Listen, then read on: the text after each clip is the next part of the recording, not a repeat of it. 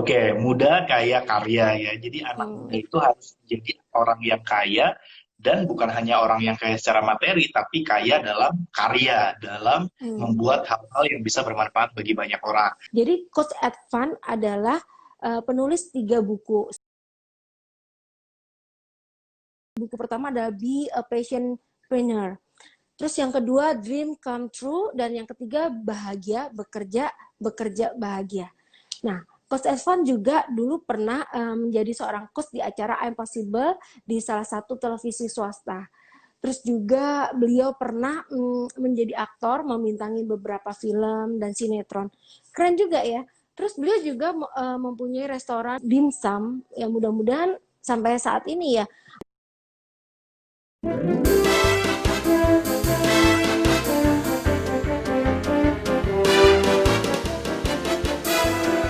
Oke, muda kaya karya ya. Jadi anak muda Hmm. itu harus jadi orang yang kaya dan bukan hanya orang yang kaya secara materi, tapi kaya dalam karya, dalam Hmm. membuat hal-hal yang bisa bermanfaat bagi banyak orang. Nah, sebenarnya kalau saya sendiri, biasanya kalau di Instagram dan di YouTube, itu kita setiap hari bikin karya, setiap hari bikin konten-konten yang bermanfaat, berfaedah buat orang-orang yang nonton di YouTube dan di Instagram. Cuma memang seminggu terakhir ini handphone saya bermasalah, ya toh. Hmm. Saya belum sempat Iya, juga karena kemarin juga Lebaran ya kan, jadinya betul. nggak sempat ngurus-ngurusin gitu. Akhirnya kita berhenti dulu, libur dulu untuk bikin konten. Nah, tapi buat teman-teman semua, intinya adalah anak muda harus jadi orang yang kaya dan juga banyak karya. Nah, saya sendiri kenapa berprinsip harus jadi orang kaya? Karena waktu itu saya sempat jadi orang susah, dan kemudian saya bergaul dengan orang-orang kaya. Maksudnya bukan orang Hmm. kaya seumuran ya, tapi orang-orang kaya yang memang udah pada jadi gitu. Ya karena saya Wow. sempat juga bermain di bisnis batu bara, di jual beli kapal tongkang gitu. Jadi kalau saya meeting sama mereka, Mbak, Hmm. saya turun dari angkot ya untuk masuk ke hotel tempat meeting itu, dan saya jalan bermeter-meter, jadi udah culun, udah jelek duluan gitu kan. Nah, mereka turun dari Audinya, dari BMW-nya, dari Mercy-nya, dibukakan pintunya oleh drivernya dan lain-lain. Bukan berarti kita harus head on, tidak, tapi kita harus bisa kaya dan juga bisa membuat banyak orang-orang merasakan dampak dari kekayaan yang kita miliki. Mungkin sebagian kita mengatakan bahwa ngapain kaya gitu kan, tanpa kaya kita juga bisa sekolah di luar negeri kok dengan beasiswa Hmm. dan lain-lain. Betul, tanpa Hmm. kaya kita bisa kuliah di luar negeri, sekolah di luar negeri, tapi belum tentu kalau kita nggak kaya kita bisa menyekolahkan orang ke luar negeri Iya, gitu. benar. Tanpa Benar-benar. kaya juga kita bisa kok membangun rumah ibadah, membangun masjid, membangun gereja dan lain-lain. Hmm. Yes, betul, kita bisa membangun. Tapi ya kalau kita bukan orang kaya, kita tidak bisa membuat dengan sendiri untuk demi kepentingan orang banyak gitu. Intinya Hmm. apa? Ya intinya kita harus jadi orang kaya. Nah, bagaimana caranya untuk bisa menjadi orang kaya? Perbanyak karya. Kalau teman-teman lihat orang-orang kaya dalam sejarah, atau bahkan yang kita kenal sampai sekarang, tokoh-tokoh Hmm. terkenal itu, mereka hidup dengan penuh karya, padat karya gitu ya. Betul, Jadi betul. perbanyak karya Produktif agar lah. kita bisa. Betul gitu. Nah, Hmm. caranya bagaimana? Manfaatkan internet nih teman-teman anak muda sekarang. Manfaatin Hmm. internet. Kayak kita bikin live kayak gini aja, kalau misalnya Hmm. bisa di-save, ya kan? Hmm. Ya, bikinnya sekali, tapi karyanya bisa dinikmati dan bermanfaat berkali-kali buat banyak orang gitu. So, Betul, banyak betul. cara sekarang untuk bisa berkarya. Nah, terus kalau teman-teman misalnya bikin live di Instagram, bikin live di Hmm. YouTube, kemudian nggak ada yang nonton, nggak ada yang nge-like kontennya, postingannya, dan lain-lain, itu jangan pernah sedih ya. Kenapa? Karena saya ngerasain Hmm. banget dulu saat subscriber saya masih sekitar 100 ke bawah di YouTube, Hmm. Hmm. itu kadang video kita yang nonton tuh cuma 3 orang, 5 orang Hmm. gitu kan. Kadang kita sedih karena konten kita, Hmm. karya kita kayaknya nggak ada yang nonton. Tapi teman-teman, kita tuh nggak pernah tahu. Kenapa? Karena ternyata walaupun cuma 3 orang yang nonton, ada 1 orang di antara mereka yang ngedownload, nge-save videonya, dan mereka sebarin di berbagai grup WhatsApp gitu. Jadi Hmm. mereka sebarin di berbagai grup WA, dan akhirnya ternyata karya kita viral kemana-mana. Nah, artinya apa? Hmm. Jangan pernah menyerah untuk berkarya, berbagi manfaat bagi banyak orang gitu. Jadi Hmm. apapun yang bisa kita Betul. lakukan, apapun ilmu yang kita miliki, bagikan, karena ilmu ya, rezeki, berkat, atau apapun itu namanya, akan selalu bertambah ketika kita bagikan kepada sesama gitu, Mbak Lexa. Nih, tips untuk anak muda yang kalau kayak gini, wah apa namanya, aku ntar aja gitu, berarti maksudnya itu malas gitu loh, atau gimana? Ya, ada satu penyesalan yang selalu diungkapkan oleh mereka yang sudah berusia lanjut, berusia tua, yaitu andai saja dulu waktu saya muda saya Hmm. melakukan A, melakukan B, melakukan C, tentu hidup saya tidak seperti ini. Dan itu kalimat yang paling sering kita dengar dari para ya orang-orang yang sudah berusia lanjut gitu. Andai saja Hmm. waktu muda saya ikut ini, andai waktu muda saya bikin ini.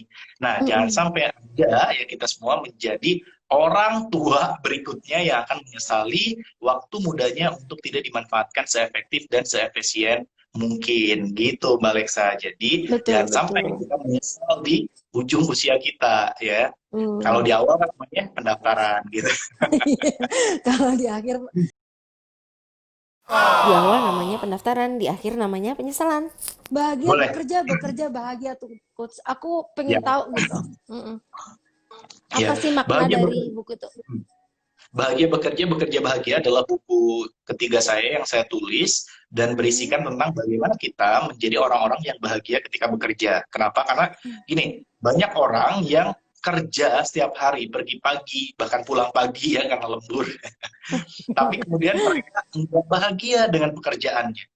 Ya, Hmm. mereka stres, mereka nggak bahagia, ngelihat muka atasan itu udah enak gitu, apalagi ngelihat muka bawahan, ngelihat muka teman sekantor, itu udah Hmm. bener-bener masalah. Setiap dari hari Minggu ke hari Senin itu kayaknya berat banget gitu. Ya, I hate Monday, I don't like Monday, dan seterusnya. Mm-mm. Nah, dan akhirnya mereka stres, mereka hidup itu jadinya untuk bekerja, bukan bekerja untuk hidup, tapi hidup untuk bekerja. Mereka stres, mereka nggak bahagia. Bahkan lebih parahnya lagi, tidur aja, tidur aja mimpinya mimpi kerja. Iya, aku pernah itu. Tidur aja nih yang harusnya mimpi indah mimpi Mm. kerja, dan mimpi kerja itu jadi Mm-mm. mimpi buruk gitu. Nah, Benar. itu banyak banget dialami orang-orang yang sekarang ya terutama di negara kita lah ya, di Indonesia, nggak bahagia Hmm. dengan pekerjaannya, dan Mm-mm. akhirnya ya bayangkan sampai pensiun, pensiun itu umur 45, 50, 55 atau Mm. tergantung dia kerja di mana, dan Mm. bayangkan usianya dia habiskan dalam keadaan tidak bahagia.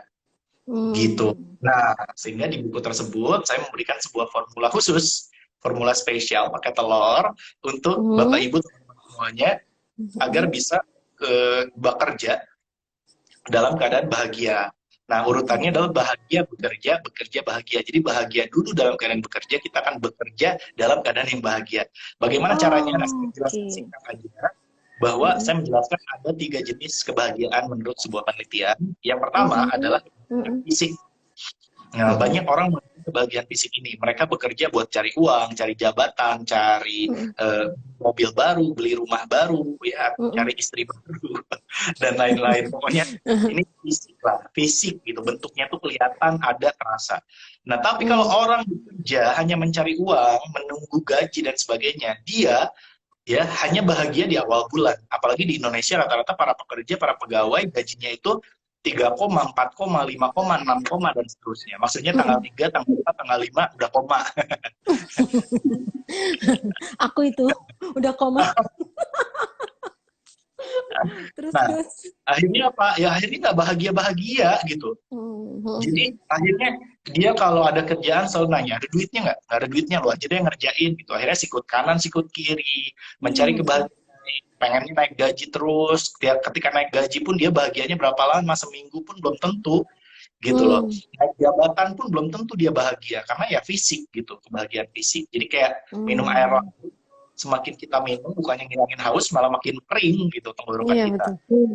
Itu kebahagiaan fisik. Yang kedua adalah kebahagiaan emosi. Kebahagiaan emosi ini banyak banget nih orang Hmm. Indonesia kayak gini.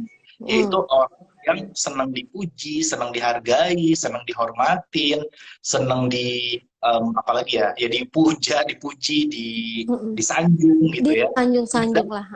Ya, orang seperti ini akan marah kalau namanya salah disebutkan, detailnya salah dituliskan.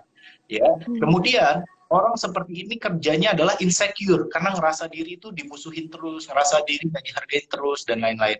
Akhirnya dia punya sebuah penyakit, ya bukan corona, penyakitnya adalah penyakit MOS. Susah melihat orang senang, senang melihat orang susah. Jadi kalau Susah. temennya naik jabatan, dia yang stres, tetangganya beli kompor dia kepanasan, tetangganya beli kulkas dia kedinginan gitu ya.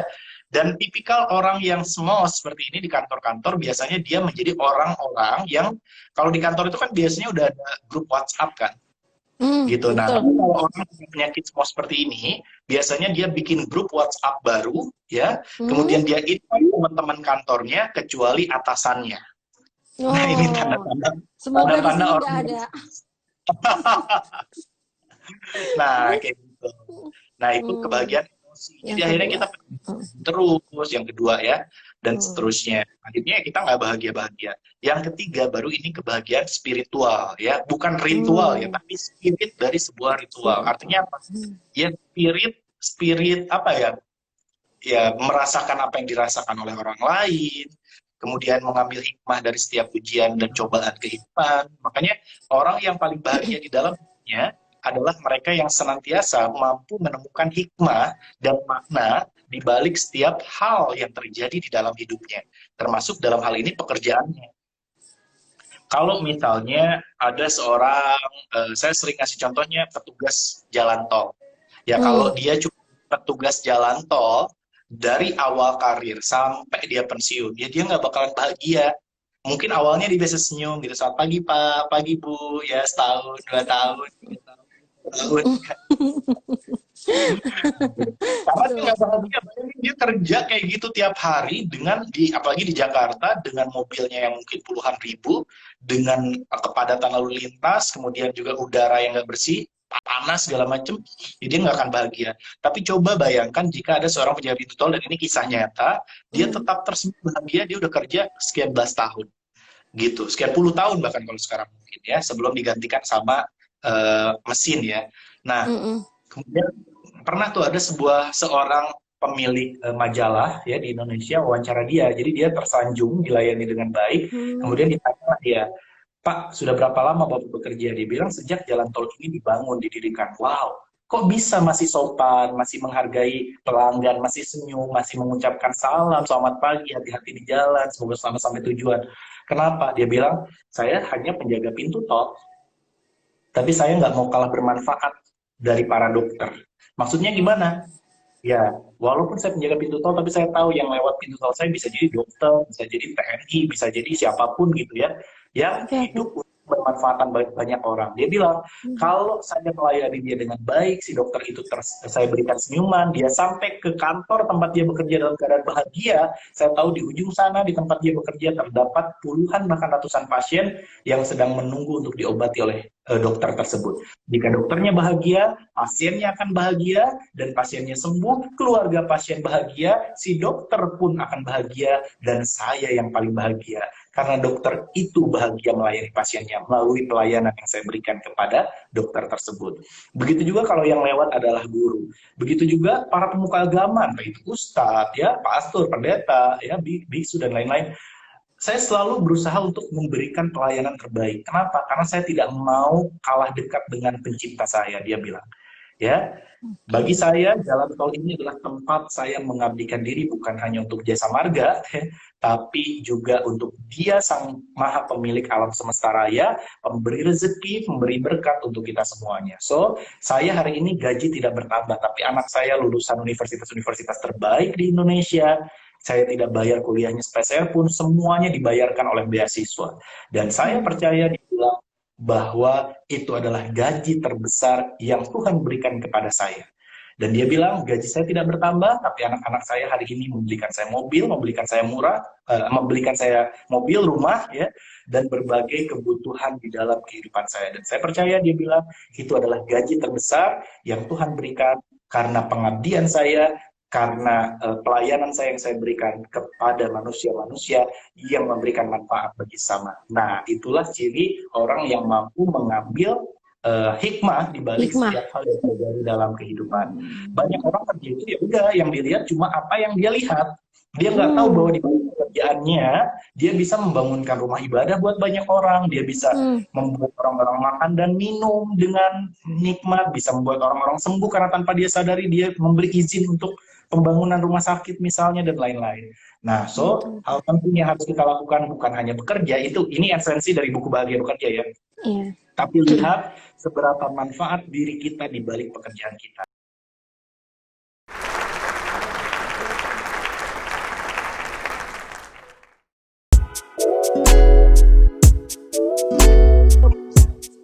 Ya, harapan itu adalah sebuah keyakinan ya tentang suatu kebaikan yang kita inginkan, yang kita harapkan gitu. Nah, kebanyakan orang itu mereka kalau berbicara keyakinan ya atau percaya, keimanan gitu, banyak orang kayak gini Mbak Alexa. Banyak orang percaya pada Tuhan tapi tidak mempercayakan hidupnya kepada Tuhan. Oh, Saya ulangi ya. betul sekali. Banyak orang mengatakan percaya kepada pencipta, pada Tuhan, tapi dia tidak mempercayakan kehidupannya pada Tuhan. Dan itulah yang membuat dia tidak memiliki hope. Ya, dia tidak memiliki hope untuk menjadi lebih baik, dia tidak memiliki hope untuk bisa makan dengan lebih baik. Karena banyak orang yang mikir, kalau saya nggak gini, nanti besok saya kerja apa ya? Kalau saya nggak nyuri, saya besok ngasih makan apa sama anak-anak saya. Itu ada orang yang percaya tapi tidak mempercayakan. Contohnya gini, saya punya anak nih, saya percaya dong sama tetangga saya bahwa mereka adalah keluarga yang baik gitu. Tapi belum tentu loh kita mempercayakan anak kita untuk kita titipkan di keluarga kita, benar nggak? Iya, benar. Dari keluarga tetangga kita gitu. Sekali lagi kita belum tentu mempercayakan anak kita untuk kita titipkan. Nah, bayangkan hubungan kita dengan Sang Pencipta pun seringkali kayak gitu. Kita bilang percayalah, segala macam. Tapi kita masih ragu, kita masih takut, kita masih galau. Nah, ini yang terjadi. Dan hal itu yang memadamkan cahaya hope tadi, harapan di dalam diri kita. Kenapa? Kita tidak punya hope, tidak punya harapan, karena kita hanya mengatakan percaya dalam lisan mulut kita, tapi kita tidak mempercayakan hidup kita kepadanya. So, untuk memiliki hope, kita bukan hanya harus percaya, tapi kita harus mempercayakan seluruh kehidupan kita kepada Dia yang maha segalanya ini. Gitu. Jadi hope adalah sebuah asa, sebuah harapan yang akan kita miliki ketika kita memiliki keyakinan kepadanya. Terima kasih Coach. Terima kasih untuk waktunya, terima kasih untuk sharingnya. Mudah-mudahan bermanfaat untuk teman-teman kita. Amin. Coach tetap sukses, menginspirasi banyak orang termasuk aku, gitu kan? Iya, sukses terus ya Coach. Terima kasih banget waktunya. Nanti kita semoga bisa jumpa langsung nanti. Ya, amin. Salam juga buat teman-teman di Yayasan Gilgal dan Coach Haryanto Kandhani. Thank you. Terima kasih. Selamat siang, Coach.